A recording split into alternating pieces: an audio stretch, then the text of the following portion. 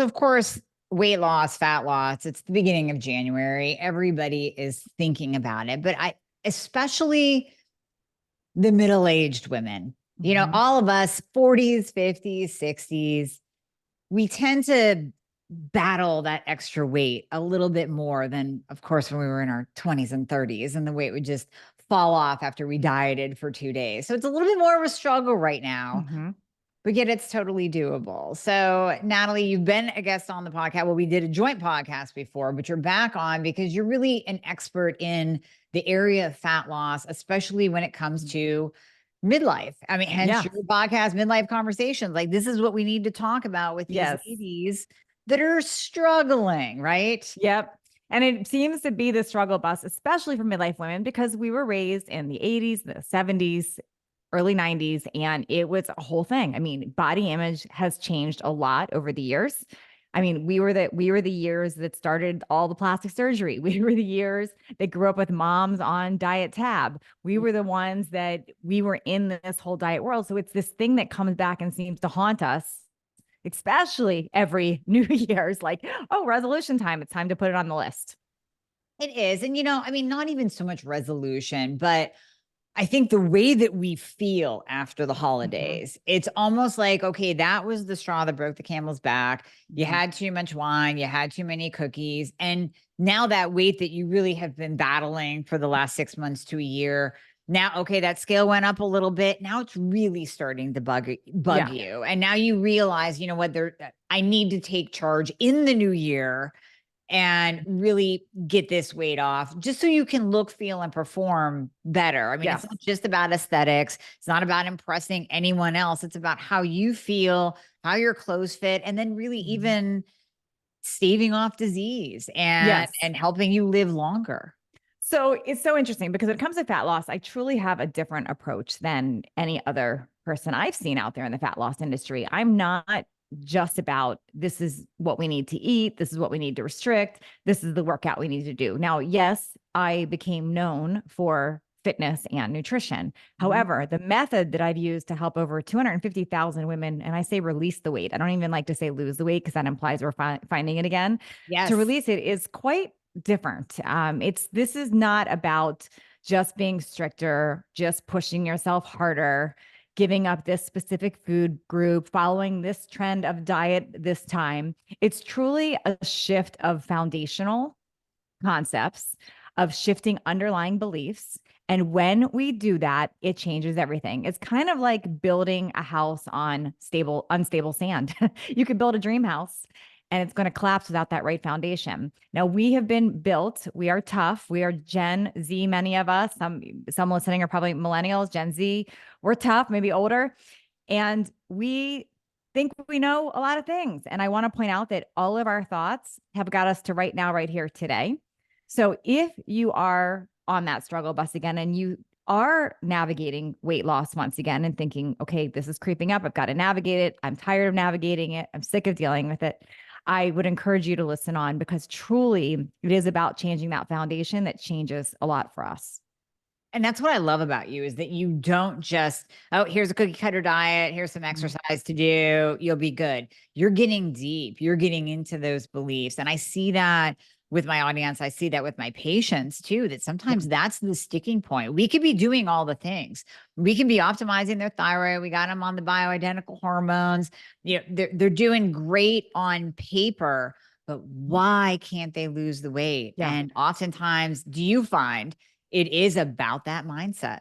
It's so funny because if I were to tell somebody it's mindset, they're going to be instantly triggered. They think, what do you mean? I have a positive mindset. I'm in the right place. It's not in my head. And that's not what I mean by mindset. I want to call it foundation instead of mindset because what happens is we become the sum of everything that we've experienced in our life. Like we've got all these stories, all these backgrounds, all these things that have built up who we are today and all the experiences we've had, all the experiments on diets, all the ups and downs in our scale, all the things have made us who we are today, right?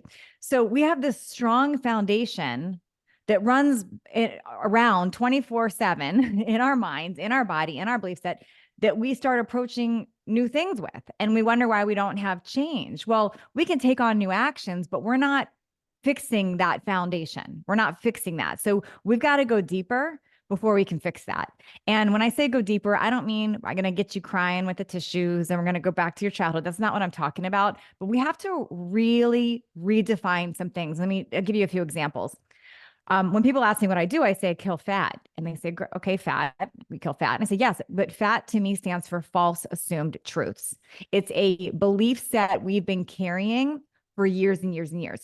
For example, you might have patients that come to you, Dr. Amy, they say, I have thyroid problems. This is my problem. This is why I can't release weight. And they're only saying, I have thyroid problems. This is my story. Well, the truth of the matter is there's people with thyroid problems that have released weight, right? Okay. So that becomes a false assumed truth. If you believe because of your thyroid problems, you cannot lose weight. Same thing with age. Same thing with being a new diagnosis of type 2 diabetes, for example. Same thing with anything. As soon as you say, I had a hysterectomy, therefore I can't lose weight, or I've hit menopause, therefore I can't lose weight. If anyone else on the entire planet has had a result different than that, then it is not a fact. And it's a false assumed truth. So one of the first things we as women need to take a grasp of is what are these false assumed truths that we've been carrying around our whole life?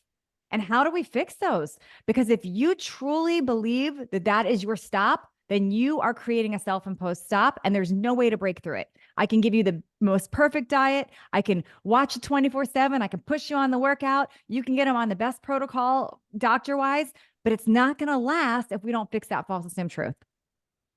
That is a mic drop. Like my jaw is actually opening. If anyone's watching this on YouTube, I'm like, oh my God. Because listen, as long as I've been in this industry, as long as I've been doing this, I have never put it together like that. Like you just explained it. And that is amazing. And it's brilliant and it's true. And I can already think of patients that I can apply that to, like, oh my God, that's it. It's the false Yeah. assumed Well, think truth. about your patient that comes into you and they say, I have tried everything. Nothing works for me. Nothing's going to work for me. It's this, that. Like, that's not a fun patient for you because you already know I am battling a lot. Now it becomes this game of I've got to prove something, right? This is not fun. But the patient that comes in and says, I know there's something more for me. I know that this is not where I'm supposed to be. I know, and I'm ready. That's a very different mindset. It's the same thing with false assumed truths. If you approach anything new in your life with this belief set that it's not going to work for you, all the reasons why, then it's not going to work for you. Nothing's going to change that. So when people come to me, when my clients go through my Thrive program, when they are working one-on-one with me, whatever it is, when they tell me that things will not work for them, I say, you're right. Yes. Because if that's what they believe, it will absolutely not work for them. And I absolutely, one of the first things I've got to unwind with people is that belief. Because as soon as you believe that to be true, it becomes true. And you know what? What's interesting is I can say this in health world. It's true with our finances. It's true with our business. It's true with our relationships. It is true in all the things. If you believe Absolutely. it to be so, you're going to prove yourself right. Well, we actually have science to back that. Anyone that studied the power of the mind, Yeah. and this isn't just foo-foo new age stuff. There's Sure. actually back science. There's brain scans, there's MRIs that's been done. Yeah. Joe Dispenza is really, well known for this, that we can see changes in the brain happen. And we can also pair that up with changes in the body, Absolutely. tumor shrinking, inflammation going down. I mean, we can see that pair up between the mind and the body. All the time. And this is why there's also, I believe, a placebo effect with things too. I'm going to point out how this works in a lot of ways. Like sometimes we have medical amazingness and people say, well, it was a placebo effect. Well, I wouldn't throw that out entirely because what's wrong with that? So if you believe something to be harming you or to be fixing you and it works, that's amazing. I actually want to grab more of that energy. I think it's incredible. Yeah. So when you approach what I teach in fat loss on those grounds, or you approach anything in your life on those grounds with a new belief set, you're going to have so much more success. It's really quite remarkable. Now, is there any point of time where you can't break through that mindset? Are there people out there that are so stubborn, or can you really kind of, I mean, if they truly want this for themselves? I'm pretty much a turnoff to anybody that's going to be that stubborn. So if what I'm saying to you, if you're like, I'm done with this trick like that, you're not my person. I already know that. just That's like they true. wouldn't be your patient either. But if this resonates at all, then I'm probably an ideal coach for people because that's who I like to work with. Now, that doesn't mean we spend all of our time there, but I set ground rules throughout my method. And that's one example is those false assumed truths. And one of the exercises that I typically walk women through first is identifying what are those false assumed truths and what's the actual truth. And how do we focus on that? And how do we create those into beliefs, thoughts, and actions that bring a new reality to us? Because the truth is, you can become an entirely different version of yourself in the next 8 weeks, in the next 12 weeks, in the next year by changing your thoughts, actions, and habits. Mhm. And you do that by first identifying these false assumed truths. Yes, yes, yes, yes. Absolutely. I love this. Okay, so you're starting with the most important Mhm. aspect of weight loss. You really are. I mean, that is the most important. Mhm. What else are you Yeah. finding in So, these midlife women? oh my gosh, I could go on with a long list of things, but let's just kind of pick a few, of the most important. And you can ask me deeper where you think your audience might want to go. But I want you to picture weight loss kind of like a tripod. Okay. So we've got state on top, state, we got plate, and we got weight. Okay. So Okay. state is your mindset. It is the whole key of where the foundation is. Okay. So it's the point, it's important, it's critical. It has to be there. It's the top of everything, or it's the foundation. I maybe should reverse that upside down in my mind, but that is the core part. But a tripod doesn't stand up with just one leg. It needs three legs, right? So then you've got your plate, which is how we're eating. That is important. Those actions are critical. Like you've got to take the actions every single day with the right foods. And my premise on foods, and we can go deeper here, is I teach focusing on addition, not deprivation. See, most weight loss coaches, most nutritionists will teach you all the things you can't have. Mhm. That puts you in deprivation mode. It puts you in failure mode. It does not work. Right. So I'm going to teach you all the things you can have. And we're going to put so much of the good in that we make less room for the not so amazing. So it's a definite another thing that happens with our minds because now we feel really good. We're adding in versus subtracting. But then there's another part of that tripod, and that's the weight. And that's just what we're doing with our bodies, how we're moving them. That's the physical aspect. We have to have movement. Now, that doesn't mean what people think it has to mean. I'm not saying go beat yourself up at the gym, do extreme things. I'm not saying work through pain, none of that. But we have to move our body. A body not in motion will not stay in motion. So the first thing I wanted to sort of outline is that tripod is going to be critical when it comes to fat loss or change in our health. Absolutely, it is. Oh my God. Yeah. And I'm with you on the deprivation. I think I mean, we've seen in this Mhm. industry way, way, way too many nutritionist coaches, functional practitioners Mhm. really focus on the elimination diet Yeah. and reducing this and reducing that, reduce processed food. And as good as it is to take out garbage foods. I mean, we're not saying, Yeah. yeah, No, go ahead I don't have garbage foods on my plans. I want to be clear. right. And I still teach people what category they're in. So, for Yes. example, when I teach carbs, there's lots of different carbs. Mhm. There's vegetable carbs, which can be amazing and unlimited. There's low glycemic fruit carbs, which are amazing and unlimited.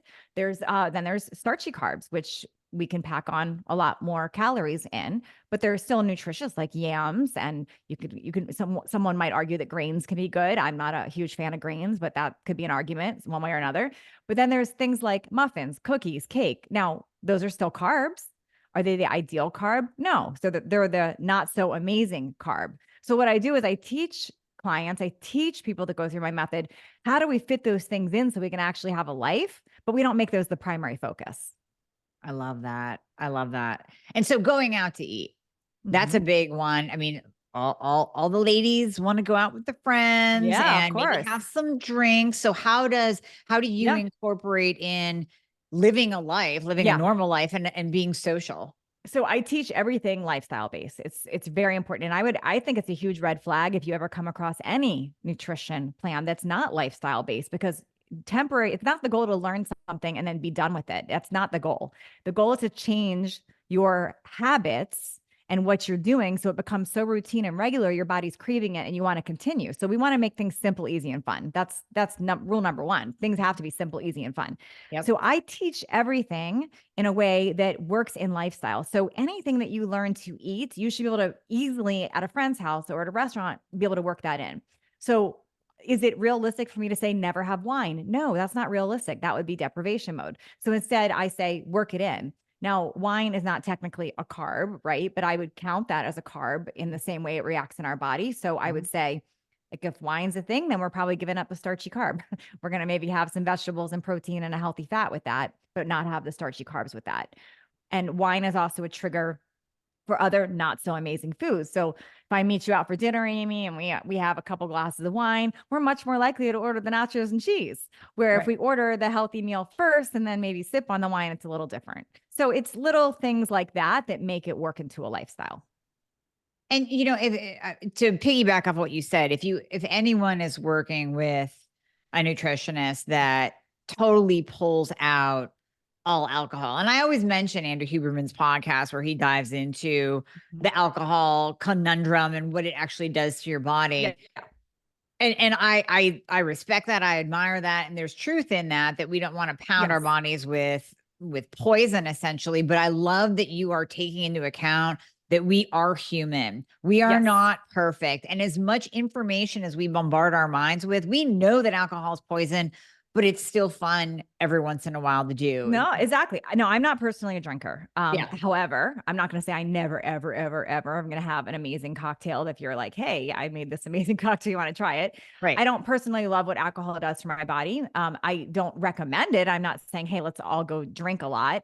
But I also realize there's a lot of other reasons people choose to have it for stress reduction, for end of day. It's a ritual with their husband, whatever it is. So, of course, I work that in. What I go heavy on is education. So I'm Mhm. going to teach you exactly what happens when we drink alcohol. I'm going to teach you exactly what happens when we eat too much sugar. I'm going to teach you what happens when we eat aspartame.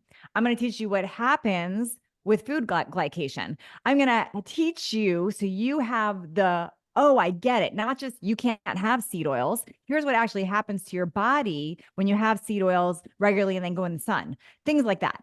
So when you know the understanding, you change the habit. And this is why you're on the podcast. We're so aligned because I'm huge into people knowing the why. If you Yes. know the why, just like it's exactly what you're saying. If you know the why, you are going to think that even if it's in a millisecond thought, you are going to think before you do. And That's maybe right. you still do, but maybe sometimes you don't because Mhm. you think through, you know what, the last time I gave in and did, I felt like crap. And I know why because Natalie taught me why. Yes, because it changes our decisions when we do things. I mean, you and I were super transparent on our last podcast together about silicone breast implants, right? Yep. We had different information when we first put them in than we maybe have now, right? So you and I have been through a similar path with our experience. You still have them in, you're thriving, you're doing amazing. Me, mine are out, and I'm thriving and doing amazing. We both different things. I based my decision taking them out on different information that was coming into me and how I was feeling in my body. So I made a different decision. If I didn't know that information, I wouldn't have made that different decision. So we as humans make different decisions for our life based on knowledge. So I don't love when a teacher just tells us what to do without really explaining the why behind it so you can make your own decisions on it. Absolutely. I love it. Love it. Love it.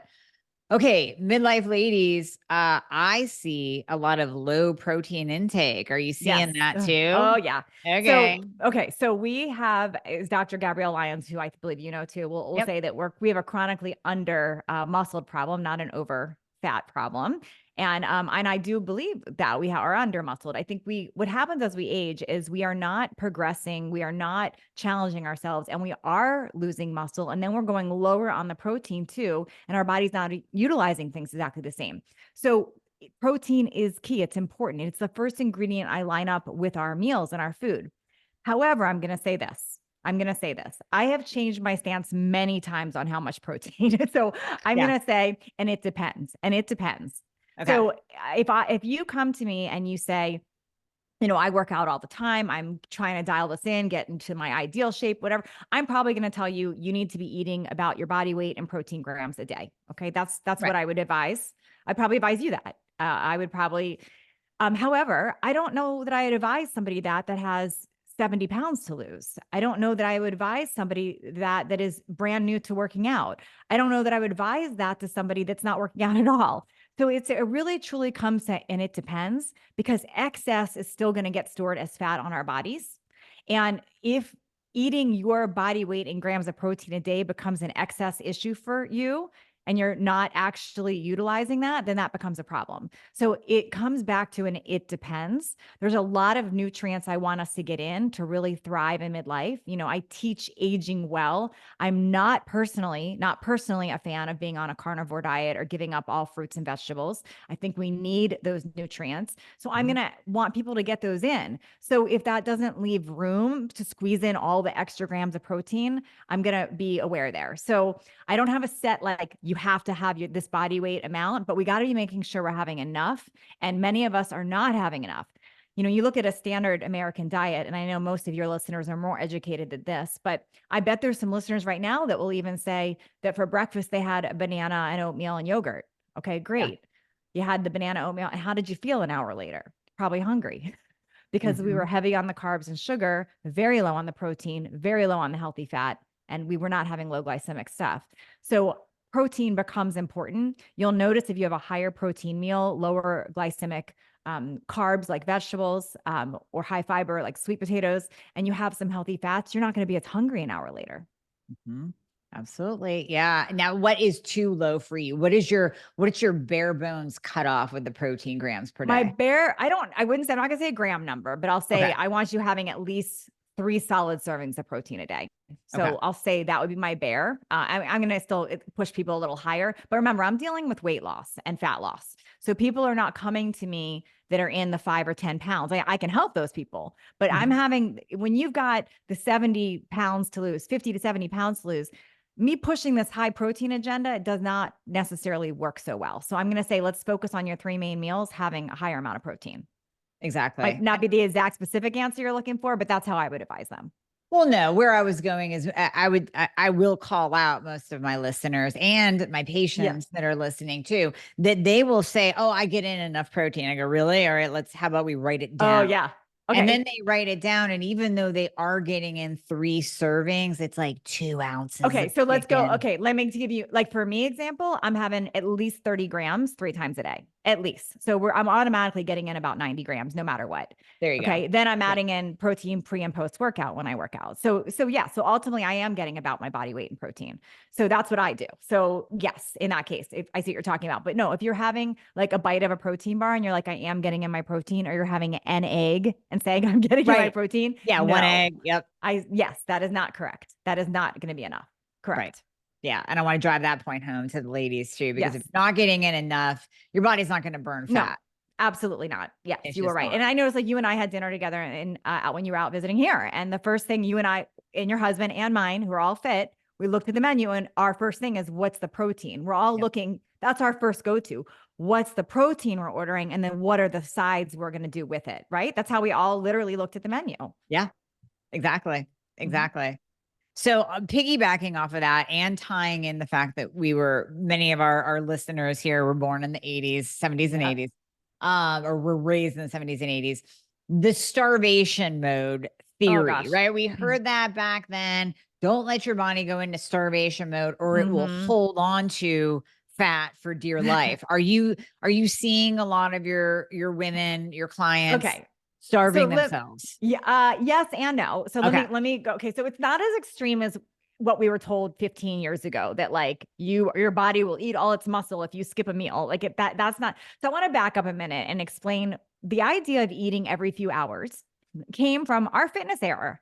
It Yes, came it from the did. bodybuilding and the fitness world. And really, truly, it was about how do you maximize the protein that you're eating to build more muscle and stay Right. lean. You could not process too much protein at one given meal. So you have to spread it out. That's really where that came from. So then that got transferred to the diet industry, and everything was eat 5, 6, 7 meals a day, break them into small parts. Let's do that.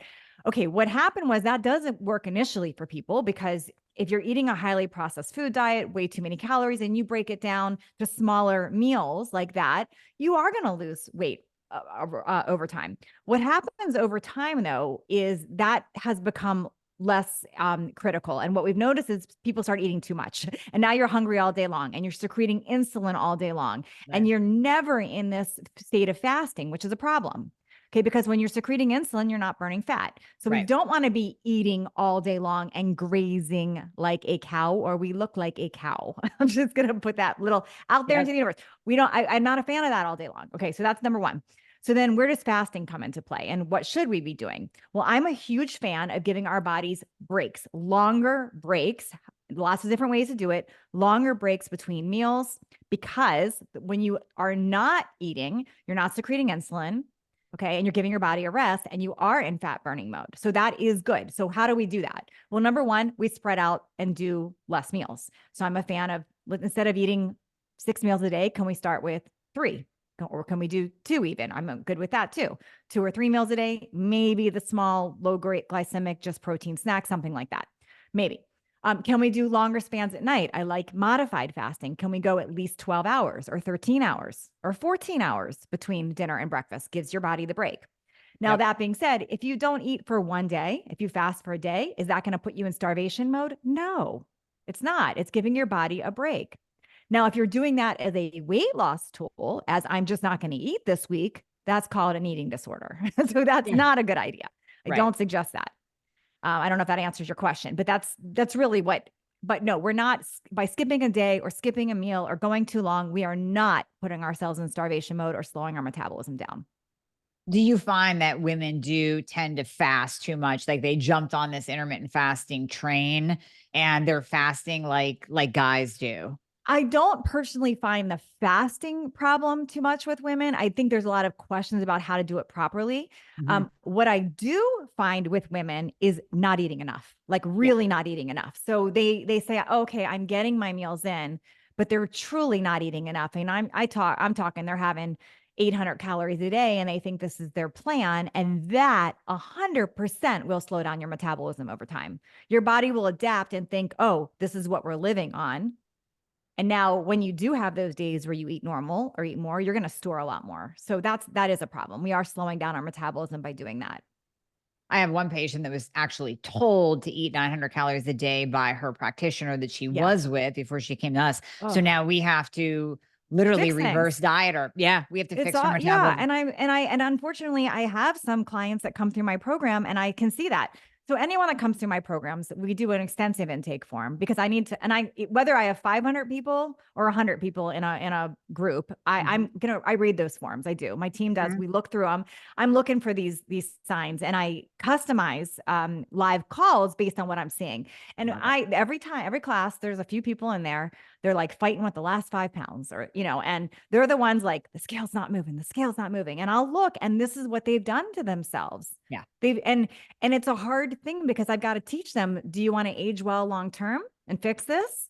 Or are we really going to stay stuck on that scale number? Mhm. Because we got to fix it before we can get better. Mhm. I love it. And I love it. Here's the other thing, kind of again, piggybacking off the starvation and Mhm. eating too little calories. I love that you're coming in with this program during a time where women are running out and taking the Beverly Hills Soccer Mom drug of choice for weight loss, the GLPs, Oh, the yeah. Ozempic, the Manjaro, the Trulicity, and they Yep. are not eating. They are eating away their muscle. That's They're right. losing muscle. It's funny because I just had surgery at the time of us recording this right now. And so I didn't eat probably for 3 days. I'm just being real. Like Well, yeah, I there's a was reason. under anesthesia. You have to fast and you have the anesthesia, then you're, the whole thing. And when I looked at myself, I didn't get on the scale. I just looked at myself and I'm like, and I could see it. It's not just what you're losing muscle. You're like, that's not a healthy weight loss. The second I ate a normal meal, it all came right back. Yeah. So creating that over time, you're going to start looking like that skinny fat is what I call it. It is Yep. not a healthy look and it's not good for your bones. It's not good for longevity. It's not good for anything. So even if you are that person that's microdosing your Ozempic or whatever it is that you're doing, I don't want to get in the middle of that. You don't pride yourself on I have no appetite and I'm not eating. You Right. don't fool yourself. You're going to age rapidly. You're going to mess up your metabolism and you're going to hurt your health long term. Yeah. Yeah. No, it crushes your appetite. I mean, I've even Yeah. played around with Manjaro and I have done a couple of podcasts on my experience and the research behind it. Yeah. And that you do lose muscle. I noticed loose Oh, yeah. skin. So yeah, I had to refeed myself because it Yeah. crushes your appetite. You don't eat It enough. does.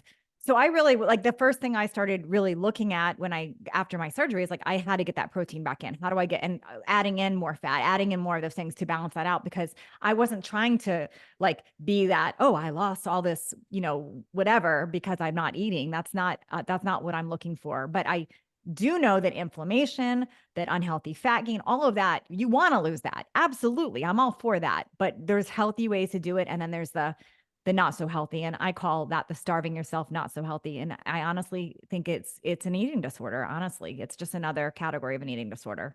Yeah, no, it's going to develop a whole new category of eating Yes, it disorders that absolutely is. we didn't even name That's yet. I right. mean, yeah, I'm yeah. accidentally anorexic is what it's becoming. It's It, it, really, yeah, it's not, and exactly. I don't say that lightly. I understand this is a really big thing for people, and I'm very familiar with eating disorders. I really am.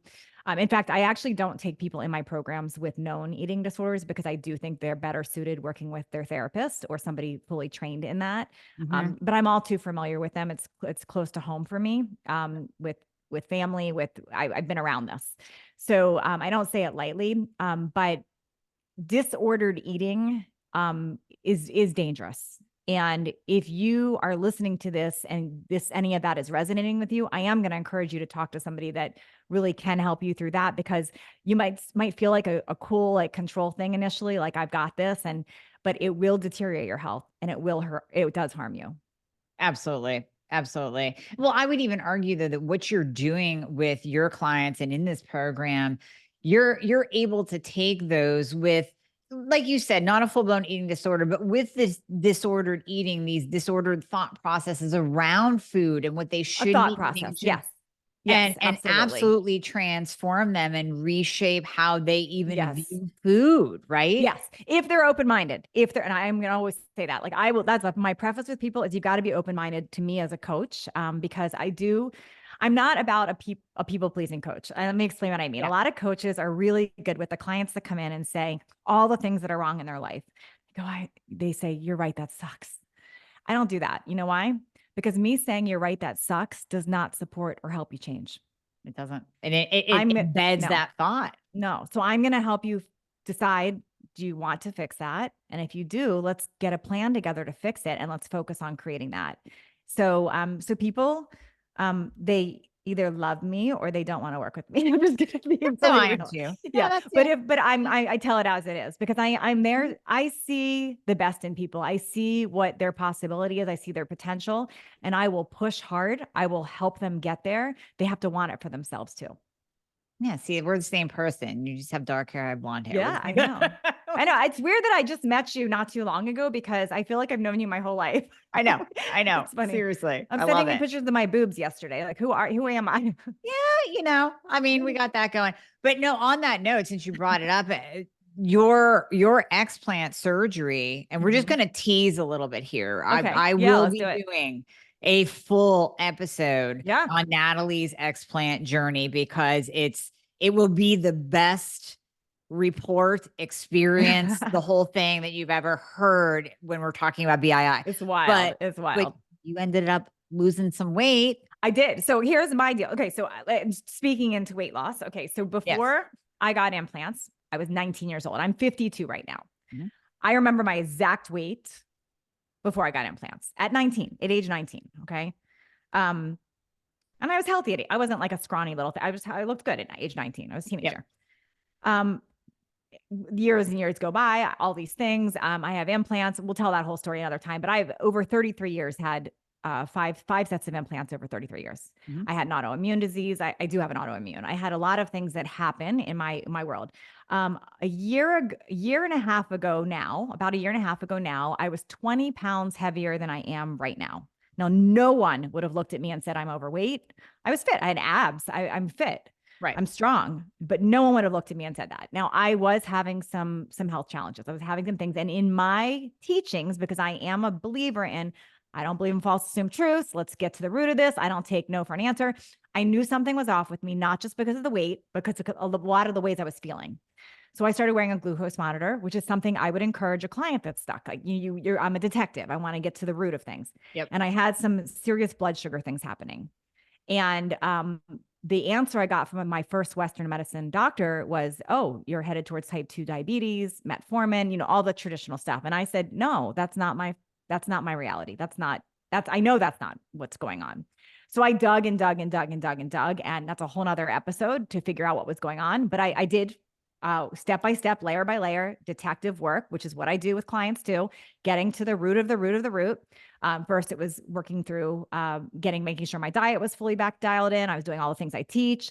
Do I have something going on in my gut biome? Figuring that out. And then ultimately, it led me to taking out what I learned. I had a ruptured implant. But what I wanted to share about this is I weighed myself. I'm 2.5 weeks out after my explant. I am back to the exact weight I was before I put them in at age 19. And I think that's wild.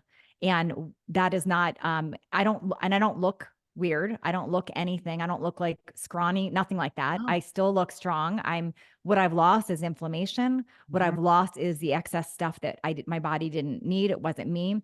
Our bodies are very smart. And when we have something going on with weight that we know deep down is something deeper rooted, and we keep blaming age or menopause or our thyroid or my whatever, no, we've got to get to the bottom of the bottom of the bottom. And it starts with what I am talking about today with this tripod of the state plate weight. It starts there.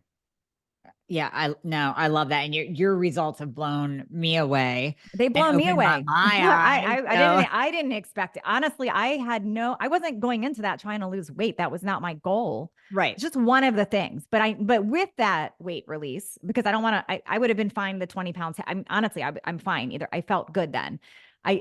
What is different is how my body feels. The pain is gone.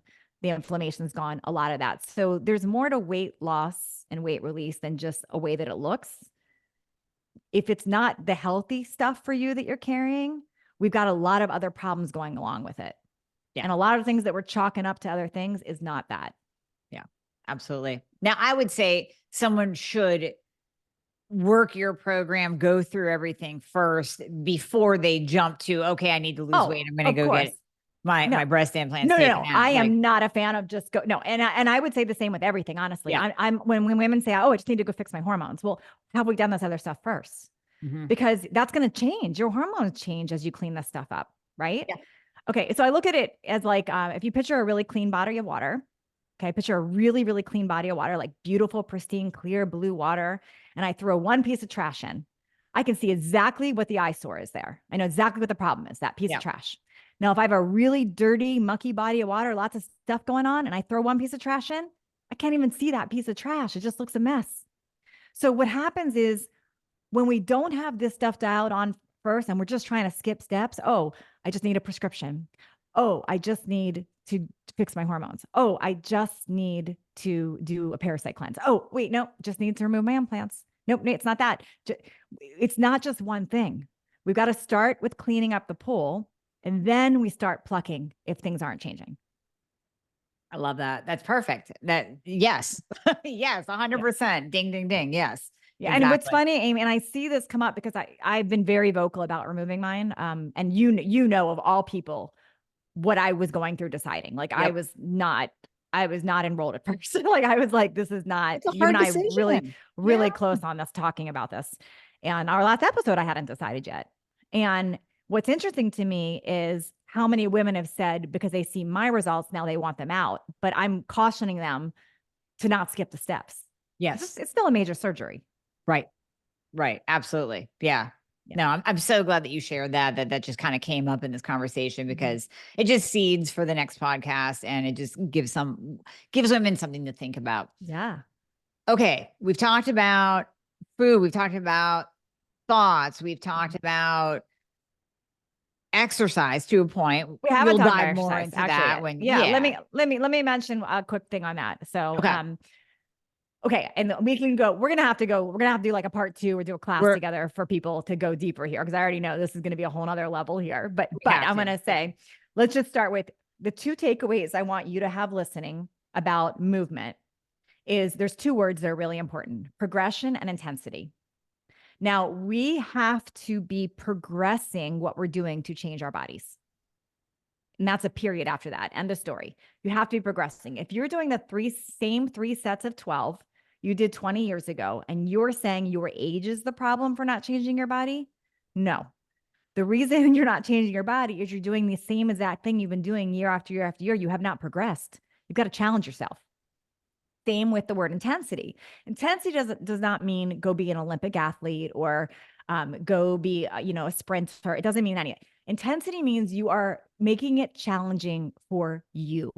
You're being intense for you. So what does that look like? Well, let's say we all go outside and there's a hill, and you're an avid runner. Somebody listening, and somebody else listening is an avid hiker. Yep. Somebody else listening hasn't worked out in a year.